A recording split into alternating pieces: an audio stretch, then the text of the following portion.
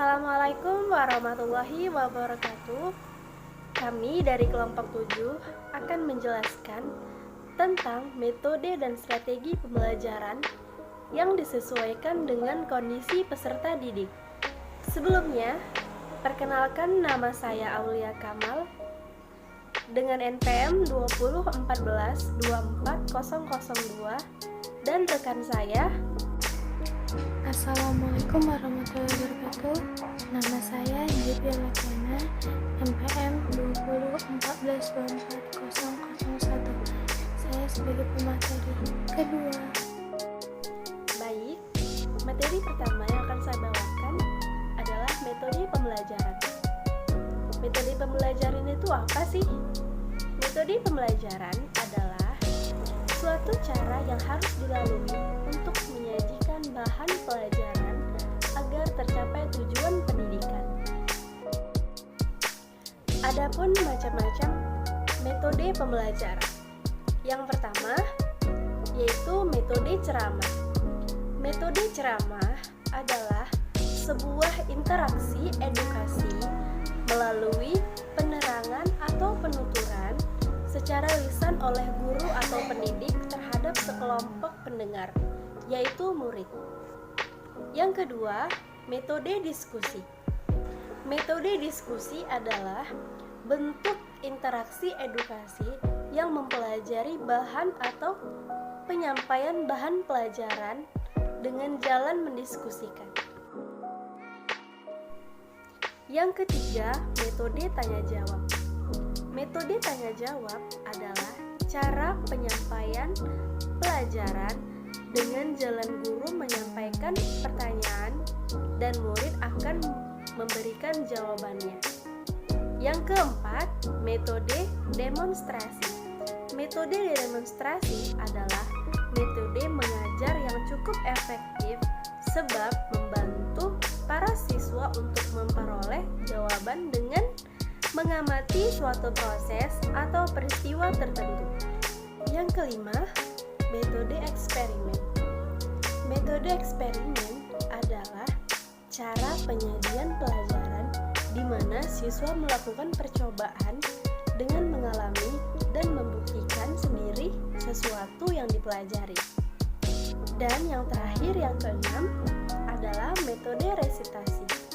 Metode resitasi adalah metode mengajar di mana siswa diharuskan membuat resum tentang materi yang disampaikan oleh guru dengan cara menuliskannya. Baik, materi selanjutnya akan disampaikan oleh rekan saya, Devi Lolaviana. Baik, saya akan melanjutkan materi selanjutnya, yaitu tentang strategi pembelajaran. Pengertian dari strategi pembelajaran adalah strategi pembelajaran itu disebut dengan taktik. Taktik adalah segala cara dan daya untuk menghadapi sasaran tertentu dalam kondisi tertentu untuk memperoleh hasil yang diharapkan secara maksimal. Baik, selanjutnya adalah macam-macam strategi pembelajaran. Yang pertama ialah strategi pembelajaran PAIKEM adalah singkatan dari pembelajaran aktif, inovatif, kreatif, efektif, dan menyenangkan. Aktif adalah pembelajaran suatu proses aktif untuk membangun makna dari pemahaman dari informasi. Kalau inovatif itu proses pembelajaran yang berasal dari ide-ide yang baru. Kalau kreatif ialah proses untuk mengembangkan kreativitas. Kalau efektif itu adalah mode pembelajaran apapun yang dipilih harus menjamin bahwa tujuan pembelajaran akan tercapai secara maksimal. Dan menyenangkan itu adalah proses pembelajaran harus berlangsung dalam suasana yang menyenangkan dan mengesankan.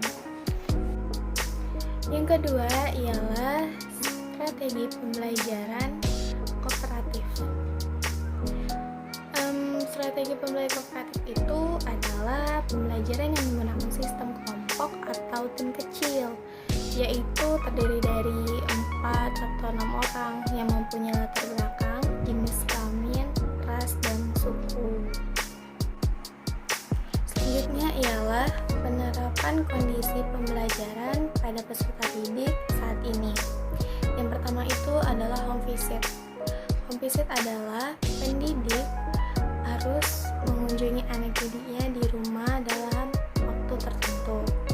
Kegiatan ini dapat memberikan motivasi kepada anak didik serta seorang pendidik melihat dan mengetahui secara langsung kegiatan yang dilakukan oleh anak didik. Yang kedua adalah project batch. Project batch adalah proses pembelajaran yang dapat mengurangi kreativitas anak didik.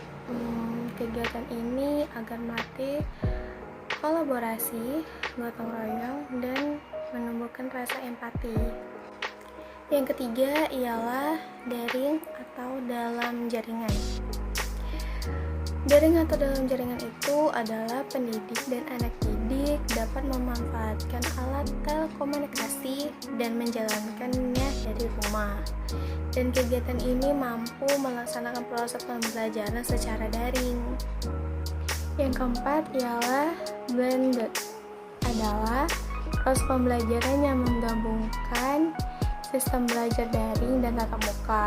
Kegiatan ini tatap muka yang dilakukan dengan melalui video conference, Zoom, Google Meet, dan masih banyak lagi lainnya. Baiklah, itu saja penjelasan dari kami.